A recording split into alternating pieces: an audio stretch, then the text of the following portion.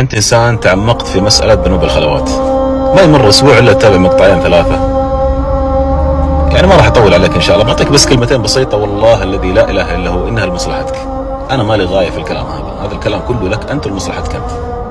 اعتبرني شخص عابر، خذ الكلام هذا وبالله عليك ركز فيه شوية. طيب، وحكم عقلك في الموضوع اللي بقوله. أولا أنت وأنا عارفين إنه هذا الشيء حرام، كلنا عارفين إنه حرام، خلصانين من هذه حرام. ثانيا أنت عارف إنه هذا يعتبر قلة احترام أو عدم احترام لنظرة الله سبحانه وتعالى لك، لأنك علمت إنه في ذاك الموقف ما حد يشوفك إلا الله سبحانه وتعالى، وما احترمت هذه النظرة واستمريت في ارتكابك لهذه المعصية.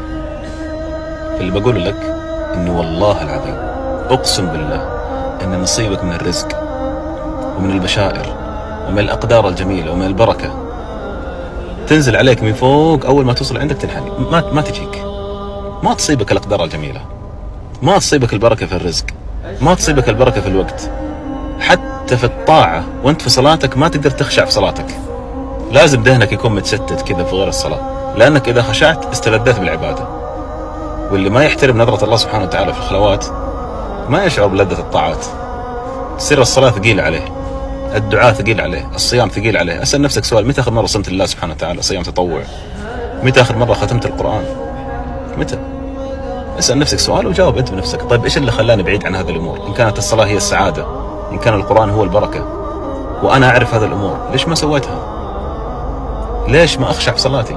ليش ما أجد بركة القرآن في حياتي زي ما يقولون؟ ليش؟ أنت السبب، ذنوبك هذه هي السبب، وما خفي أعظم. والله لو أن الله سبحانه وتعالى عرض عليك الأمور الجميلة اللي كان المفروض أنها تجيك، لكن بسبب معاصيك انحرمت منها، والله لا تركتها، والله لا تركتها، والله لا تركتها.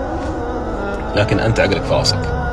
يا أخي توب لله سبحانه وتعالى بدري. أنت ما أدري إيش كاتب لك الله سبحانه وتعالى قدام. ترى الله سبحانه وتعالى يتغاضى ويستر، طيب، ويرحم، بعد كذا يعاقب. فلا توصل لمرحلة العقاب هذه، أرجوك لا توصل لها. والله راح تكره حياتك كاملة، راح تكرهها لما يفضحك الله سبحانه وتعالى، ولا يبتليك في نفسك مرض ما تتعالج منه، ولا يبلك في بصرك هذا اللي أعطاك هو الله سبحانه وتعالى وحرم كثير منه وقاعد تستخدمه فيما حرم الله سبحانه وتعالى. ممكن يحرمك الله سبحانه وتعالى بصرك هذا. أسأل الله سبحانه وتعالى أن يغفر لي وإياكم.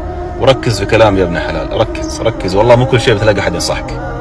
ركز في كلامي وأسأل الله سبحانه وتعالى أن يتوب عليك وأن يغفر لك وأن يعافيك بإذن الله تعالى.